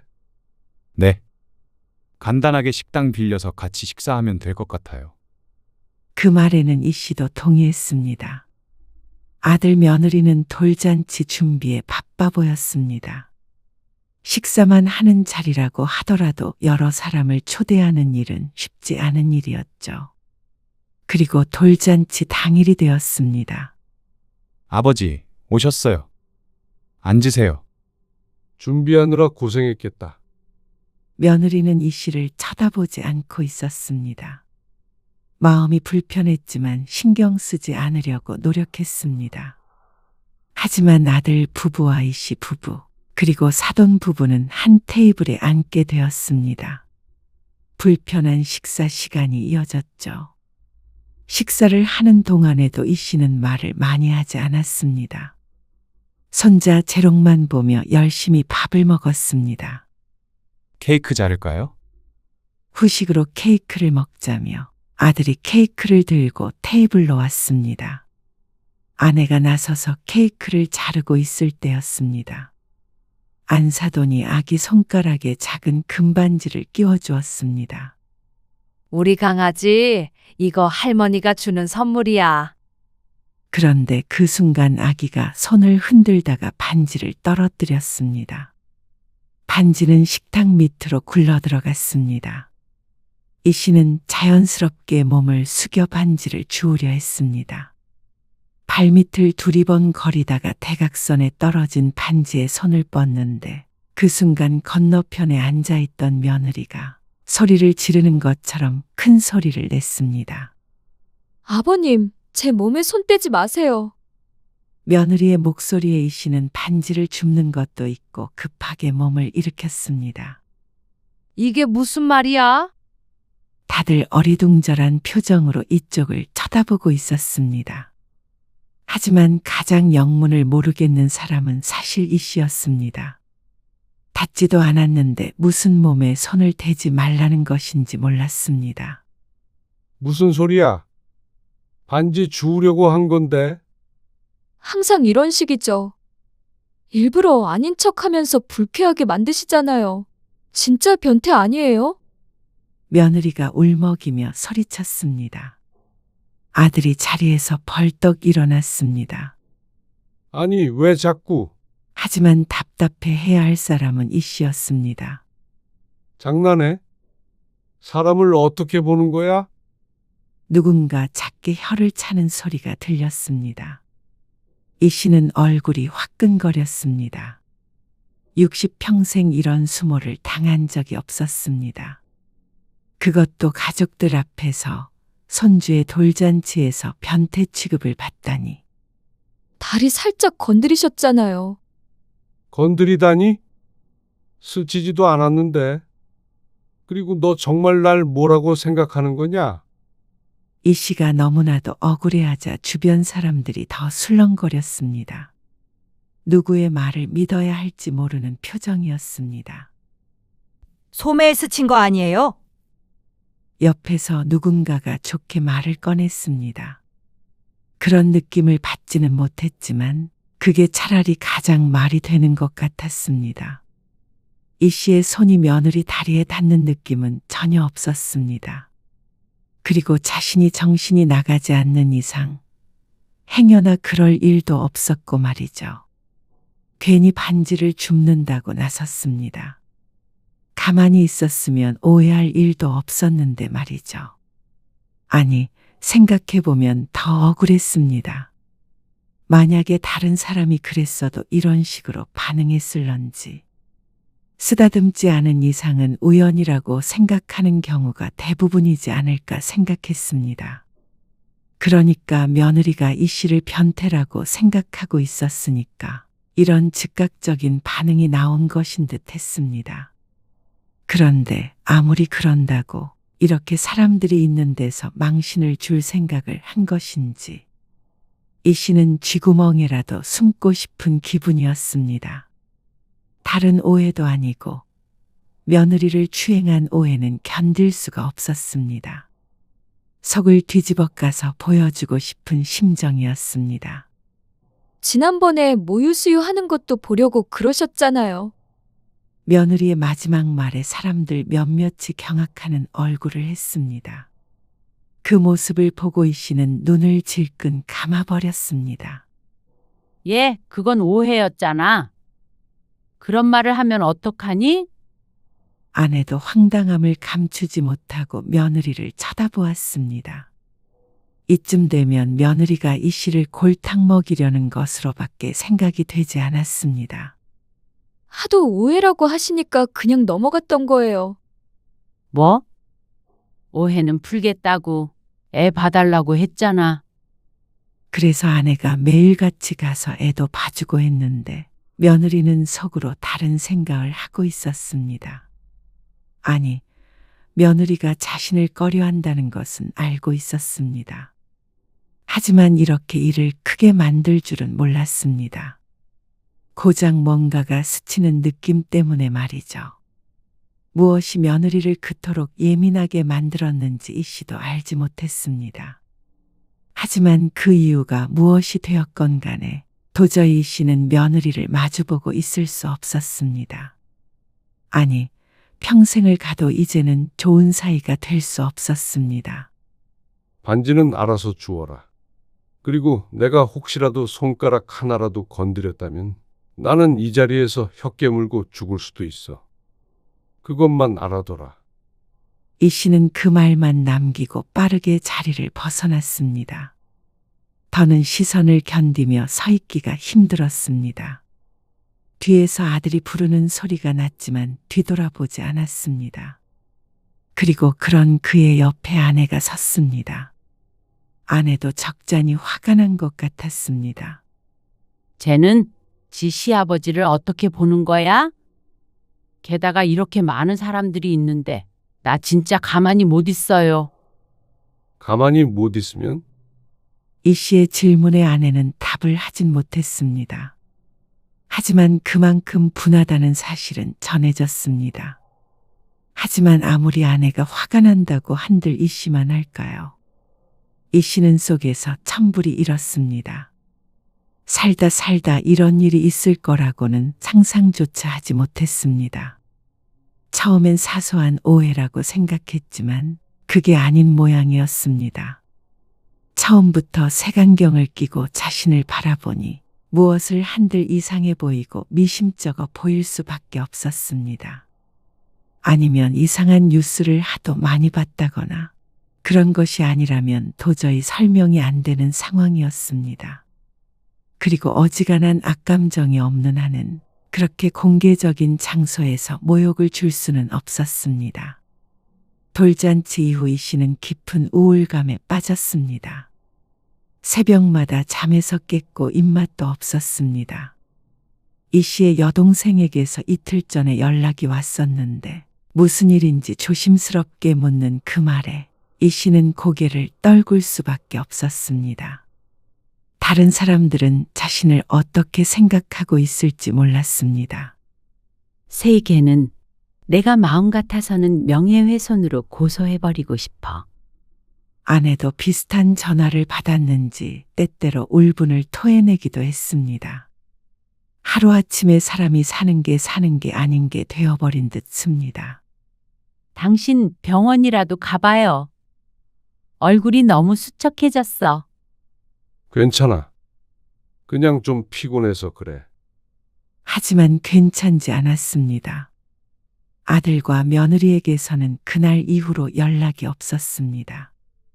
그리고 가끔씩 떠올랐습니다. 사람들의 경멸하는 눈빛, 아들의 한숨소리, 며느리의 비명 같은 외침. 그 기억들이 자꾸만 가슴을 짓눌렀습니다. 그러던 어느 날 이 씨는 결심했습니다. 이대로는 안 되겠다는 생각이 들었습니다. 아들 며느리와 제대로 얘기해보고 돌잔치에 초대했던 사람들에게 다시 해명을 하게끔 만들어야겠다고 생각했습니다. 그렇지 않다면 이 씨가 뭐라고 한들 사람들은 이 씨를 가해자라고 생각할 것 같았습니다. 이 씨는 아내와 함께 아들 집을 찾아갔습니다. 전화를 했을 때부터 꺼리는 기색을 느꼈지만 그렇다고 물러날 수는 없었습니다. 무슨 말씀을 하시려고요? 내승 거실에 마주 앉았습니다. 이 씨는 최대한 진심을 담아 말했습니다. 세희야, 그동안의 일은 정말 오해야. 너도 알잖아. 알고 그런 것도 아니고 내가 원했던 상황도 아니었고 말이야. 내가 설마하니 뭘 위해서 그런 짓을 하겠어. 그런데 아들과 며느리의 눈빛이 차가웠습니다. 어떻게 그런 오해가 몇 번이나 있을 수가 있어요. 한 번은 우열라고 하더라도 그 뒤는 아니죠. 내가 있던 방에 네가 들어온 거잖아. 그건 그렇다 치더라도 고개도 안 돌리고 쳐다보셨잖아요. 내가 잠에 취해서 정신이 없었다니까. 누군지도 몰랐어.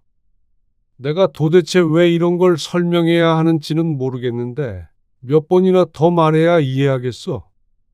그러면 제가 없는 말을 지어내기라도 한다는 말씀이세요? 아버님 눈빛도 그렇고 음흉하고 무서워요. 그리고 돌잔치 때는요? 이 씨는 며느리의 말에 큰 충격을 받았습니다.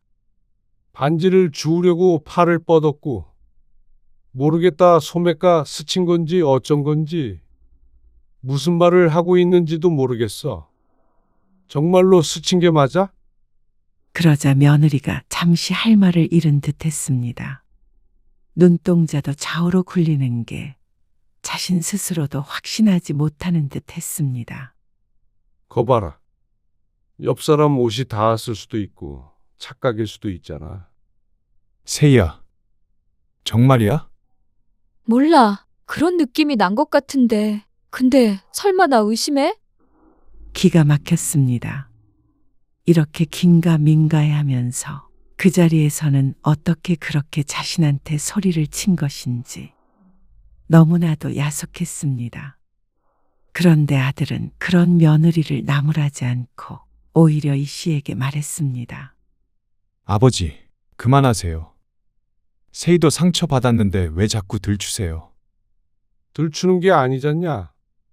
그러면 네 애비가 변태가 되고 끝이 나길 원하는 거야. 그런 게 아니고요. 오해든 뭐든 이제 그만하세요. 장모님도 심기 불편해하시고 저도 여기저기서 시달리느라 힘들어요. 그런다고 나만 하겠어. 그러면 나더러 어떻게 하라는 거야? 경찰서라도 가? 그냥 이렇게 찾아오지 않으셨으면 좋겠어요. 당분간은 저도 안 갈 거고요. 세희가 보고 싶지 않다고 하니까 찾아오지 마세요. 그런다고 오해가 풀려? 자꾸만 오해라고만 하지 마시고요. 아버지도 잘 생각해 보세요. 정말로 안 그러셨는지. 아들의 말에 이 씨는 큰 충격을 받았습니다. 아들마저도 이러는데 어떻게 할 도리가 없었습니다. 세희 마음이 풀릴 때까지는 연락하지 마세요. 기가 막혔습니다. 어쩌면 아닐 거라는 걸 아들도 며느리도 알고 있었습니다. 아니, 아들은 이 씨가 그런 짓을 하지 않았다는 걸 이미 알고 있을 것이었습니다. 하지만 끝내 며느리의 편을 드는 아들 때문에 이 씨는 쓸쓸히 일어났습니다. 이렇게 가게요? 너희 그러는 거 아니야? 아버지가 그럴 분이니? 참 너무한다.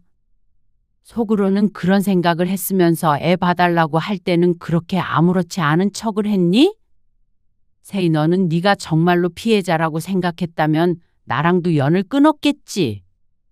마음속으로는 너의 오해라는 걸 알고 있었으니까 계속 왕래한 거잖아. 내 말이 틀려? 무슨 이유로 네 시아버지를 이상한 사람을 만드는지 모르겠다. 애기 다 커서 어린이집 갈 때 되니까 이제 나도 필요 없어졌다 이거지? 그러니까 이왕 꼬투리 잡은 거 시집이랑 연 끊으면 딱 좋겠다 싶었니? 엄마, 그게 아니면 도저히 설명이 안 되니까 그런다. 그래? 너희 말대로 할게. 누군 뭐 아쉬운 줄 알아? 당장 명예훼손으로 고소하지 않은 걸 부모의 마지막 배려라고 생각하고 살아. 이 씨 대신에 아내가 아들과 며느리에게 쏘아붙였습니다. 이 씨는 아내와 함께 아들의 집을 나와버렸습니다. 그날 이후로 이 씨는 아들 며느리를 애써 지웠습니다. 그래도 시간이 해결은 해주는 모양인지 몇 달 지나니까 마음은 많이 누그러졌습니다. 주변 반응을 보니 가까운 사람들은 이 씨가 그럴 사람이 아니라는 걸 알아주는 듯 했습니다.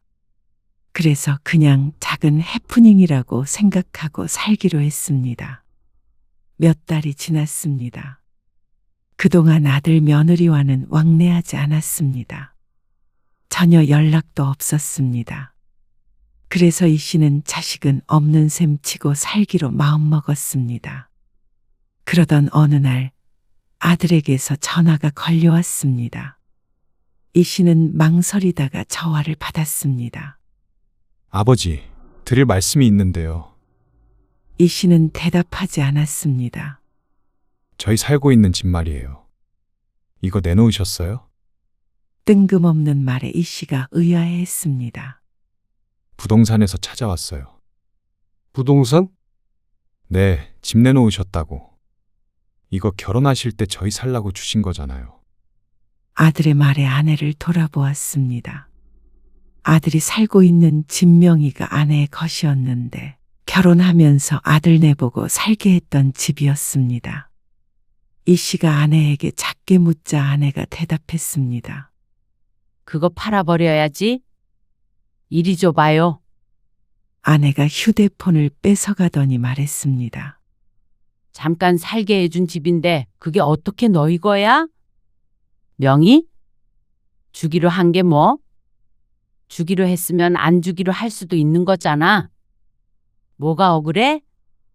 앞으로 연 끊고 살자면서 집은 받으려고 했니?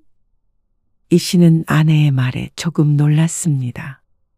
그래도 아들 며느리를 쫓아낼 생각을 하고 있을 줄은 몰랐습니다. 그렇게 힘든 시간을 보내면서도 그럴 생각은 못했으니 말이죠. 그러니까 너희도 이사 준비하는 게 좋을 거야. 싫어? 사과하러 오겠다고? 시아버지 무서워서 오긴 어디로 오니? 나도 너희 무섭다. 이번에는 또 무슨 말을 할지 모르잖아. 너희 집에서 쫓아낼 때는 이런 생각은 못했어? 세상 경험한다고 쳐라, 그럼. 아내가 단호하게 말했습니다. 아들이 뭐라고 하소연하는 것 같았지만 아내의 눈빛은 차가웠습니다. 사람을 아주 못쓰게 만들어 놓고 말은 잘한다. 세희가 정말로 피해자라면 집 때문에 바로 사과하러 오겠다는 말이 나오겠어? 너도 좀 잘 생각 좀 하고 편들어. 실컷 이용만 해먹고는 연 끊자는 며느리는 우리도 사양이야. 네 아버지 혀 깨물고 죽는 꼴 보고 싶지 않으면 얼씬도 하지 말고. 아내는 그렇게 전화를 끊어버렸습니다. 이 씨는 어안이 벙벙했습니다. 당신 말 잘하네. 내가 이 시간만을 기다린 거야? 그냥 넘어갈 줄 알았어요? 진짜 괘씸해서 나는 지금도 잠이 안 와요. 아내라도 이 씨를 끝까지 믿어줬으니 이만한 다행이 없었습니다. 아마 아내까지 이 씨를 탓했더라면 이 씨는 정말로 혀라도 깨물었을지도 몰랐습니다. 그 뒤로 아내는 단단히 마음을 먹었는지 아들이 전화할 때마다 혼을 냈습니다. 그리고 정말로 매매 계약을 해버렸습니다. 아들은 졸지에 집을 잃게 되었으니 이 씨에게도 전화를 해댔습니다. 하지만 이 씨는 받지 않았습니다. 괘씸한 아들 며느리, 어디로 이사할지 걱정하느니 내일 아내와 함께 어느 맛집에 갈지 고민하는 게 더 의미 있을 것 같았습니다. 아들은 이 씨 부부에게 손자는 안 보고 싶냐고 다그쳤습니다. 하지만 이미 아들 며느리에게 받은 충격이 커서 손자 생각을 안 하게 된 지는 오래되었습니다. 생각이 꼬리에 꼬리를 물어 며느리의 모유수유 사건까지 닿으면 악몽처럼 그날의 기억이 되살아났으니 말이죠. 당신은 애 안 보고 싶어? 보고 싶기는 나는 그냥 이렇게 당신이랑 알콩달콩 살면 됐어요. 아내가 오히려 더 대수롭지 않게 굴었습니다. 아들 며느리는 한 달 뒤 이사를 했습니다. 그리고 이 씨는 휴대폰 번호를 바꿔버렸습니다. 그러니까 차라리 속이 시원했습니다. 나중엔 이 마음이 치유가 될지는 모르겠지만 분명한 건 1, 2년 가지고 될 것은 아닐 듯 했습니다. 이 씨 부부는 그렇게 새로운 일상을 시작했습니다. 아들과 며느리가 없는 삶이 처음엔 낯설었지만 시간이 지나면서 오히려 마음의 평화를 찾아가는 자신들을 발견했죠. 언젠가는 아들이 진실을 깨닫고 찾아올지도 모르지만 그때까지 이 씨는 아내와 함께 남은 인생을 소중히 살아가기로 마음먹었습니다.